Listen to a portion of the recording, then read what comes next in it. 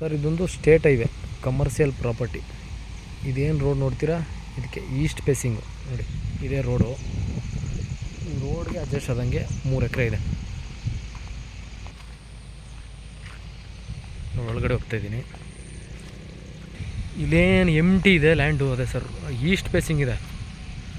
ಇಲ್ಲಿಂದ ಸುಮಾರು ಅಲ್ಲಿ ತನಕ ಬರುತ್ತೆ. ಸಿಕ್ಕಾಬಟ್ಟೆ ಲೆಂತ್ ಇದೆ ರೋಡ್ಗೆ. ಇದು ನೋಡಿ, ಅದು ಗೇಟ್ ಪನ್ಸ್ಕೊಂತ ಅದೇ ಧಾರವಾಡ ಹೈವೇಗೆ ಅಟ್ಯಾಚ್. ಇದು ಗುಂಡ್ಲುಪೇಟೆ ಟು ಚಾಮರಾಜನಗರಕ್ಕೆ 10 ಕಿಲೋಮೀಟ್ರ್ ಆಗುತ್ತೆ. ಗುಂಡ್ಲುಪೇಟೆಗೆ 20 ಆಗುತ್ತೆ. ಚಾಮರಾಜನಗರ ರಿಜಿಸ್ಟ್ರೇಷನ್. ಸ್ಕ್ವೈರ್ ಆಗಿದೆ. ರೋಡ್ ಬಿಡ್ತು ತುಂಬಾ ಜಾಸ್ತಿ ಇದೆ. ಹಬ್ಬಾಳೆ ಲಾಸ್ಟು.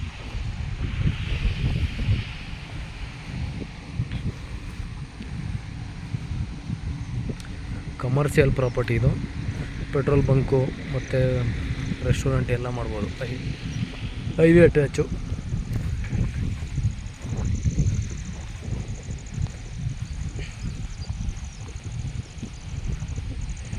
ನಾವು ನೋಡಿದ್ರಿ ಪಕ್ಕದಲ್ಲೆಲ್ಲ ಕ್ರಸರ್, ಅದು ಕ್ರಸರ್ ಇದೆ.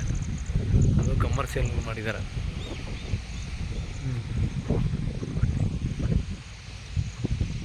ಅದೇ ಒಂದು ಹೋಬಳಿ ಥರ ಬರುತ್ತೆ, ಹತ್ರ ದೊಡ್ಡ ಸಿಟಿ ಥರ ಇದೆ. ಎಕರೆಗೆ 42 ಲಕ್ಷ ಹೇಳ್ತಾಯಿದ್ದಾರೆ. ಕಮರ್ಷಿಯಲ್ ಪ್ರಾಪರ್ಟಿ ಇದು. Dharwad highway attach. ಏನು ಕಾಣಿಸುತ್ತೆ ಪ್ಲೇನ್ ಅದೇ. ಅಲ್ಲಿಂದ ಇಲ್ಲಿ ತನಕ ಬರುತ್ತೆ ರೋಡು. ಈ ಕಡೆನೂ ರೋಡ್ ಇದೆ, ಅದು ಮಡ್ ರೋಡು. ಇದು ತಾರ್ ರೋಡು. 42 ಲಕ್ಷ ನೆಗೋಷಿಯಬಲ್ ಆಗುತ್ತೆ. Highway property sir. ನೋಡಿ,